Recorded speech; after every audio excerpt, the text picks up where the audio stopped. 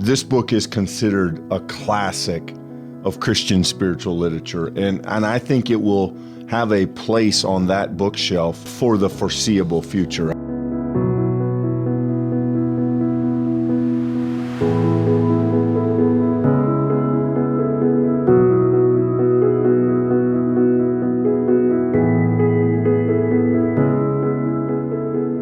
Hello, friends. Welcome back to the Pastor Talk podcast and to our series, Books That We Like, things that we've read that have been beneficial and important to us, and we hope might be impactful to you. If you're a reader, if you're interested in some of these topics, we think that these might be good books to check out, to look over, and we have found them very helpful. And Michael, I think if there's a theme for today, it's sort of the idea of Christian practice. We've tried to select some books that have spoken to us about how we live and incorporating some things, maybe getting rid of some things in our life that both help and hinder our Christian journey.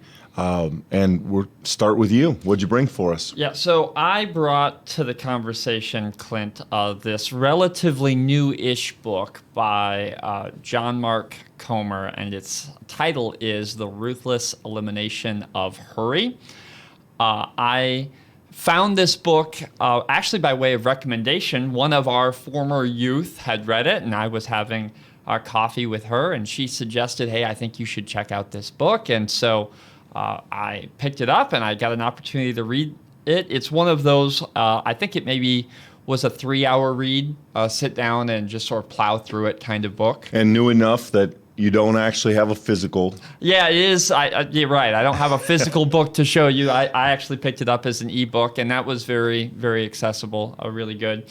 But what I found really engaging about this book, Clint, is that it is written by someone who had experience in pastoral ministry. In fact, as he told his story at the beginning of the book, he was a pastor of a very large multi-site church in the West Coast.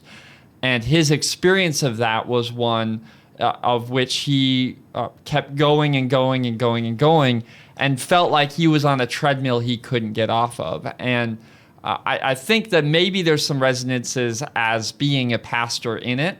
I think that what is interesting about it, though, is that he steps out of his own story to speak to what I think is a far more broad and cultural experience. If you've ever felt like you're burning the candle at both ends, if you feel like your calendar is just chock full and you're trying to triage each day and figure out what needs done, if you find yourself sort of trapped in that cycle of just trying to keep up with all of the things, then I think this is the book for you. My experience of this book, Clint, was it certainly tracks along theological ground. He talks about some of the ancient Christian practices, things like Sabbath. He does address some of our modern realities. He talks about things like smartphones and notifications and the impact that has. But he does it not so much with a sociological lens. In other words, he's not looking at it from the perspective of, what's wrong with culture, as much as he's seeking to encourage Christians to find a life that makes room for our awareness of God's presence in it. I found it encouraging. I found it practical. And so that's why I think I moved to put this on the list for today. We actually have this book, though I've not read it yet. It's on my to-read list, and we have a copy of it at home that both Jane and I have been working our way towards in our own reading lists. But as you say that, I have to assume, Michael, knowing you and knowing that you appreciated this book, that it's not a how-to. This isn't a how to manage your schedule. No. This isn't a how to get more done. It's not a self-help book in that sense. It's, I would assume, to hear you describe it, addressing that sense of fatigue, that sense of being overwhelmed or exhausted internally, and suggesting that the answer, if he joins most of Christian history, I assume, is not, in fact, doing more, but perhaps focusing on things that are underneath the sort of constant busyness. Yeah, I think I just throw up here so you all can get an opportunity to see it if you're with us for the video portion here. You know, he addresses the reality of the speed of culture. I think what's helpful sometimes is to be reminded, Clint, that we do live in a culture that values the go. I mean, it values the constant energy and the speed. And he sort of traces that a little bit historically in a way I hadn't seen before. I thought was helpful. But I'm looking here at part 3, and these are the 4 things that I would say, if any one of these resonate with you, then this is a great book to pick up. He talks about silence and solitude. That's an ancient Christian practice. We've actually talked before about things like contemplative prayer. He talks about Sabbath, and by that he means a day in the vein of the ancient Christian tradition in which we set aside work for the practice of enjoying God. Then he talks about simplicity. By that, he means living our lives with our stuff in such a way that they don't demand so much of our attention, that we feel that we're constantly trapped in a cycle of maintenance as opposed to enjoyment of both our lives and of God. Then he talks about slowing, the idea that life is not best lived when we feel like we need to go 99 miles an hour down the road just to make to the next appointment. What does it look like to be more intentional in our lives, to live with a pace that reflects those who truly believe that God cares for us? If there's going to be, I think I want to be clear here. I don't think that this is the core point of his book. I think if you read the core point of this book, it is let's make room for God in the midst of our lives. And when we do that, our lives will naturally be a slower pace.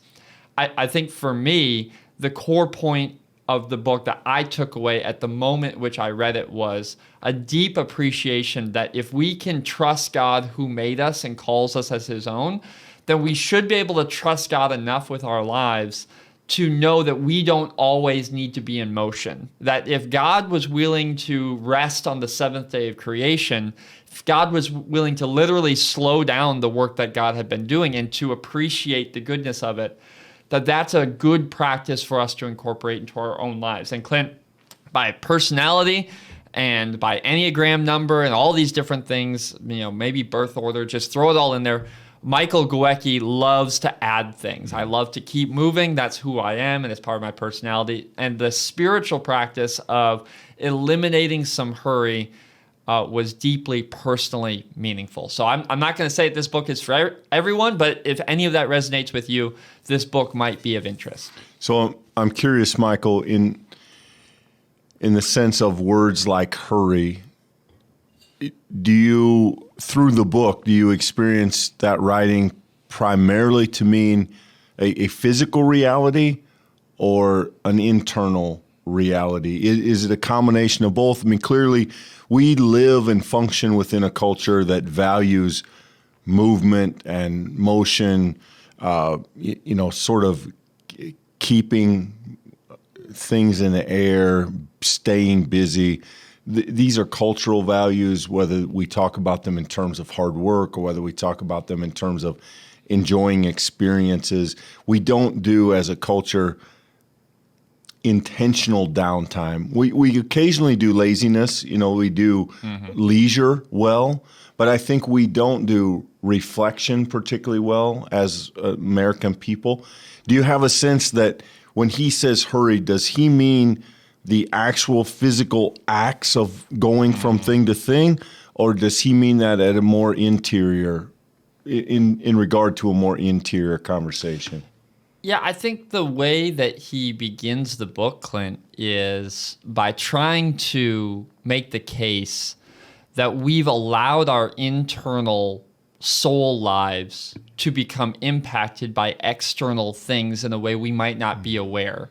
And one of the examples of that, I don't think that the whole book hinges on this, but I do think it's a helpful illustration. He spends some time tracing particularly the 20th century, talking about how we became more and more connected, and whether that be through radio or through TV and through these different mediums. And then we get to the age of the cell phone and the smartphone, and the idea that we have our devices constantly pinging and dinging us, and that fundamentally that doesn't necessarily mean that we get more done.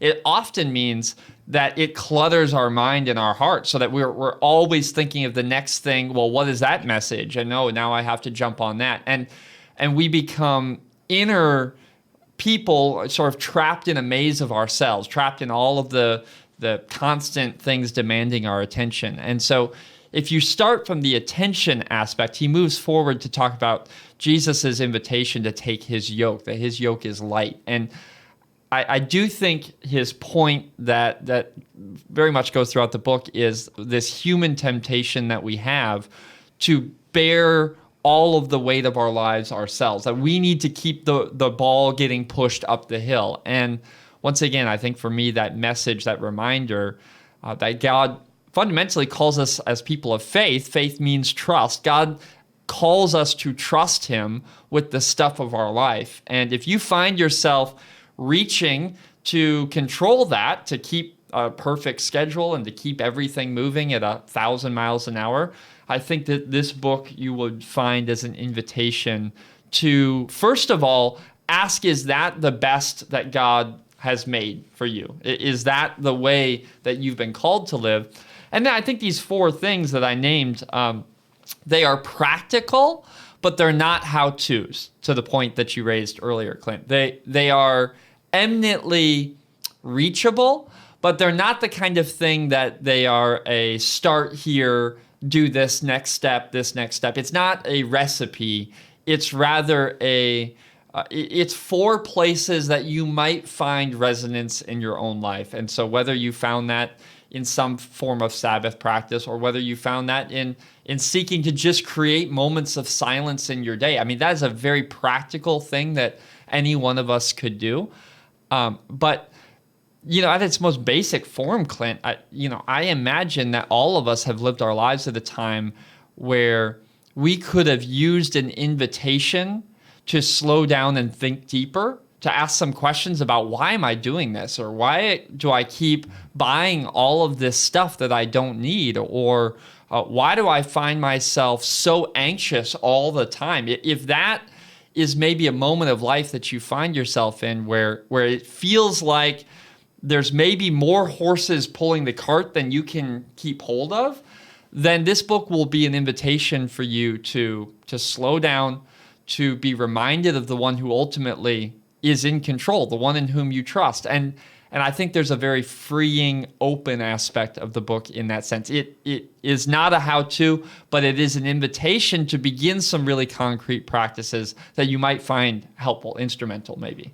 Yeah, so check me on this, Michael, but it sounds like the target reader for this work is that person who feels stressed, who feels maybe a little overwhelmed, who is probably really good at getting things done, who probably has a pretty full calendar, and perhaps needs to be reminded that life is not about all of those various things. Life is not our productivity.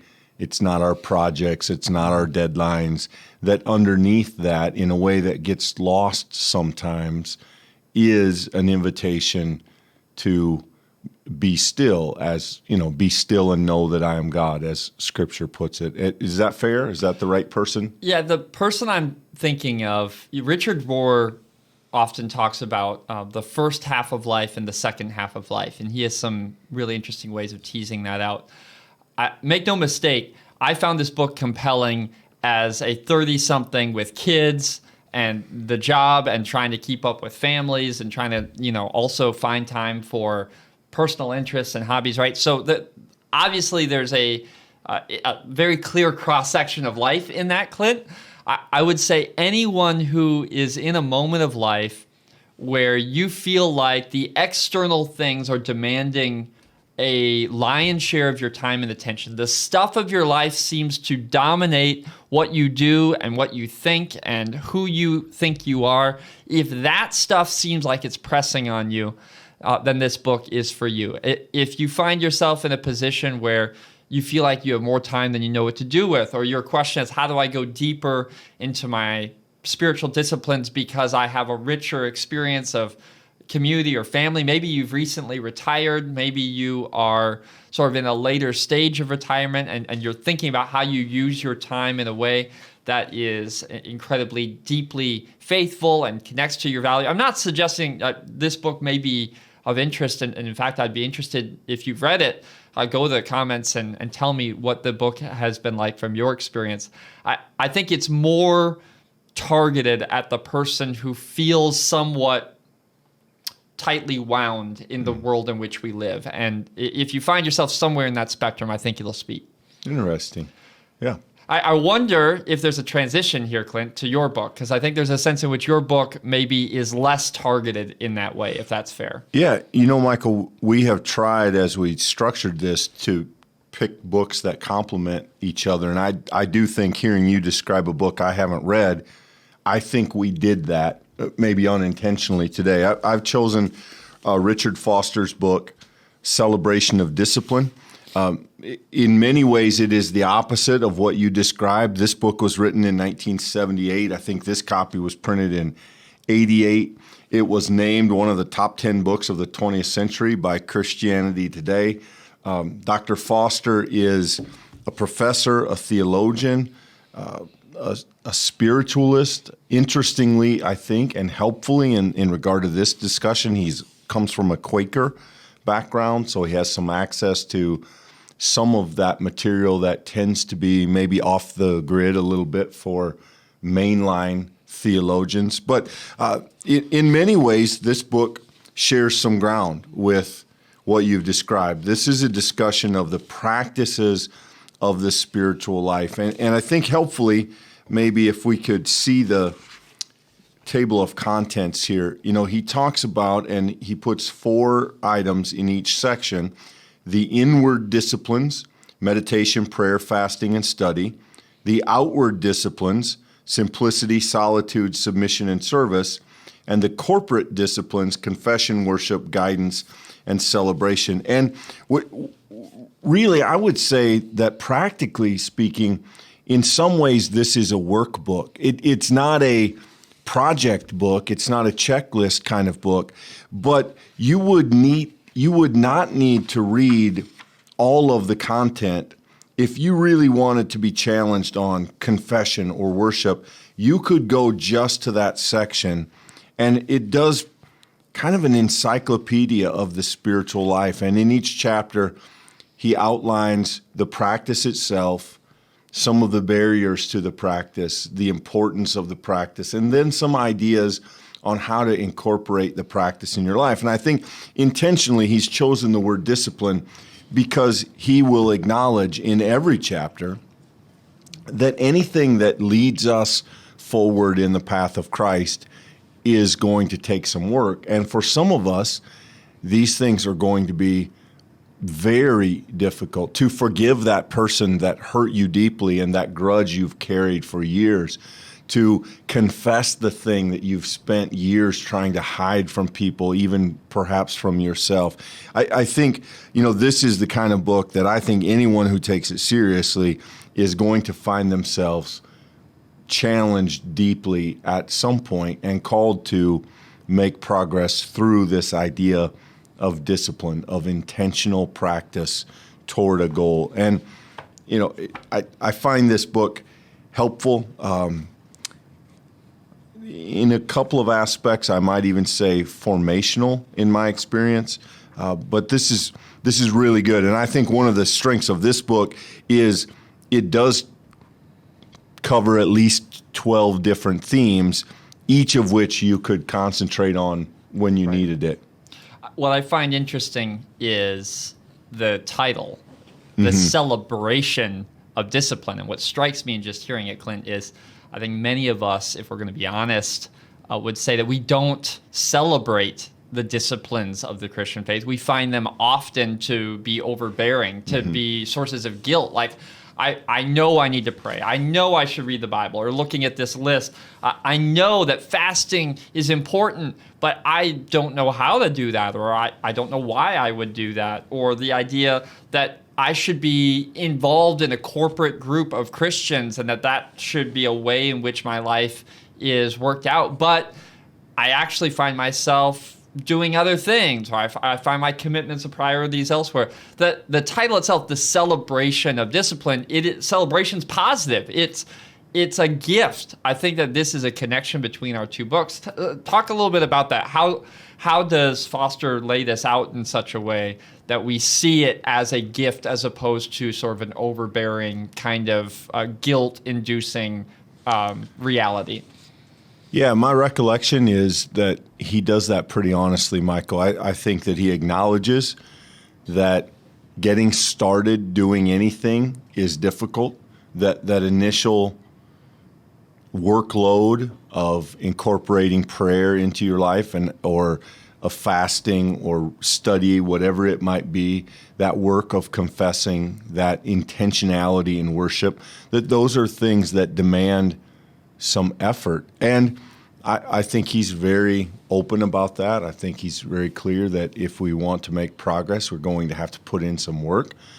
I think, though, that he also understands what most of us experience, that after that initial phase of really needing to make that effort, we then find it deeper incorporated in our life, that it sort of gains a momentum, and then it goes from the discipline of doing it to the practice of the discipline. So once prayer is a part of our life, we will struggle less to maintain it, and the struggle turns toward how to improve it and how to grow in it. And I think he really does that well, and I think he does that in a way that makes room for everybody. I'm thinking, for instance, of the prayer chapter and the fasting chapter, where in the midst of those chapters, he'll talk about prayer sessions that may be extended, into hours, or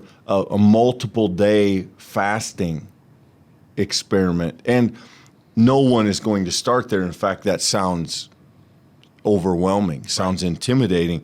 But the idea of growth is, I think, woven into this as he applies that sort of idea of, you don't start running a marathon, you start by going for a walk. But you go for a walk every day and walk a little farther, and then you try running, and then at some point you run, and then at some point you need to run because it's now a part of your life. It's incorporated into who you are. And he doesn't really use that athletic metaphor, but I think that's kind of the approach that he brings, and I think it's a helpful one. What I like about it is, at no point do it feels invitational. At no point do you read this book and say, oh, I could never do that, and feel like you're being scolded. It's always read, I think, through the lens of, okay, here's where we are. How can we make progress? How can we make some headway going forward? And I think it's invitational in that sense. I'm curious, Clint, do you have a sense for maybe the audience that this book was written for? Is there maybe someone in mind, a certain amount of faith, or? That's a good question. In some ways, I suppose the obvious answer is the one I have the most questions about. The obvious answer may be the new believer. However, maybe it's because of the way I came to this book. I feel like maybe the better answer is the person who has been in the faith for a while and feels some level of staleness, some level of sameness, the person who's been in church regularly, the person who's done some of the Bible studies, the person who's woven in and out of devotionals and prayer, and maybe is looking for a new way, a new path, a new word to inspire another way to think about something, another challenge. Maybe that person who says, I go to worship, but I've never thought of that celebration, for instance. I've never thought of celebration as a spiritual discipline. And so in some ways, I think maybe that's the most ripe ground for this book, is that person who has a working understanding of the faith, who has been through and seen some of the church's rhythms and practices, but who feels like there could be more depth in their own life for those practices in a way for them to live into an energy and a motion forward. I think that's where I'd land, Michael. I think anybody could read this. And again, because you could take this and only read the chapter you were most interested in, right. I do think it could be kind of picked up by anybody. But if you were going to push me, I think I'd say that person who understands the faith but would like to incorporate more of it into their life, into their daily routine. I think maybe that's the ideal person. I want to begin this comment with being very explicit here, because I think from what I've heard now, both of these books would be meaningful to a variety of readers. So I want to make that clear. I think there would be something here for everybody. But as I've heard the conversation go, Clint, it's beginning to make me think that the Ruthless Elimination of Hurry, the book that we start with, seems to me to be a little bit more pointed. It has a very kind of intentional connection with contemporary experience, this idea of the always-on world and trying to draw us in to some of these spiritual disciplines. But Clint, I'm just looking at this table of contents. I love that word that you used, encyclopedic. I see that here in each one of these sections, the inward, the outward, the corporate. It strikes me this may be the book that the celebration of disciplines, that may be the book that you move on from the first. If you find the first book, The Elimination of Hurry, to speak to you in your present moment, it's going to speak to a few of these disciplines, but there are other disciplines here that are not included in his discussion that are deeply connected to the ancient church's practice. And so it seems to me that it may be a great book to move on from. If that first book doesn't speak to you, maybe you skip to this one. If you found that first book helpful, then maybe this is the book to move on to next. Yeah, I don't want to pigeonhole either of these books, Michael, but I can imagine the younger person reared in an age of technology and instant results. It feels to me in some ways your book, as I've heard you describe it, is more contemporary. I would say this one is more historic, and I don't simply mean older. I mean more connected to the kind of ancient conversations of spiritual growth throughout the history of the Christian church. And this one is, and I'm not saying that the book you brought isn't. This one is going to bring us time and time again back to the idea that ultimately part of our spiritual struggle is with our own sinfulness, expressed in sometimes lethargy, sometimes apathy, sometimes a sort of despondency or a disconnect. And that these spiritual disciplines are a way to push back against the things in our life, the various things in our life that can steal the experience of joy and of discipline from us. And I think maybe in that sense, this book is a little more universal. I mean, this is not a contemporary book. Almost nothing that we enjoy as technology existed when this book was penned. But I would say it didn't aspire to be contemporary. If anything, it aspired to connect people of its day with an ancient conversation.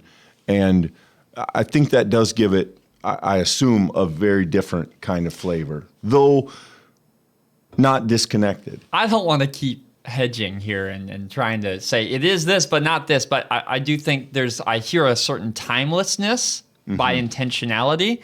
And I think there's a very purposeful timeliness in the book that I bring. I think one is trying to speak to a very, very contemporary experience, but do so with the ancient traditions of the faith. And I think the other also speaks to our current experience, but maybe less intentionally. So maybe it's intended to be more timeless. Yeah, I don't know for how long this will last, Michael, but this book is considered a classic of Christian spiritual literature. And I think it will have a place on that bookshelf for the foreseeable future. This is a book that will live long after its time because of the way that it has tried to bridge that conversation about how do we grow spiritually and what are the tools that our tradition has shaped for us that are helpful. And you know, I don't know that it set out to aspire to be a classic, but so many people have found it helpful that I think it occupies that space, at least for the foreseeable future. And I certainly have no disregard for that book, but I don't know that book attempted to be, or by subject matter, is going to maybe occupy that same realm. I hope that's not unfair. No, I do think that there's a probably more accessible invitational nature to the book that I brought. Yeah. If you're not an avid reader, if you're a person who's just sort of maybe occasionally picks up books, I do think that this is going to be a far easier pool to wade into. This is the Foster's deep end. book. This is the deep end. Yeah. This is not an easy read. This is not a weekend book. This is a book that you could take off your shelf year after year, right. Read even things you've read before, and be challenged. And this is, I would say, at the far end of that literature on growing spiritually. This is the deep section. So let's make sure that everybody here knows, again, what we're talking about in case one of these books has been interesting for you. The book I brought, once again, The Ruthless Elimination of Hurry by John Mark Comer. And Clint, you brought? Celebration of Discipline, Richard Foster. And want to make sure you know that we will put links to both of these books in the description if that helps you find them a little bit easier. I also want to just insert here, maybe you're not a book person, but this conversation has been interesting. We did do a series on spiritual practices that is not the same as either of these books, but does include some of those themes. I'll put a link to that series in the description here of this video and this podcast. If that's of interest to you, feel free to jump into that at your leisure. And maybe in the midst of that process, you would then want to come to one of these books. I mean, that's great both ways. But of course, as we've said before, these are recommendations of books that have been on our library that we might recommend. We would love to hear from you. Have you found these books helpful? Have you read them? What did you think? Do you have other books that you would recommend to people who are listening and engaging that help them? Put that in the comments and let them know. That way we can sort of keep resourcing one another. Yeah, and by all means, if you do pick one of these books up, let us know what you thought of it, what it said to you, and we'd be interested in continuing the conversation. Thanks, friends. Glad to have you with us today. We will see you next week.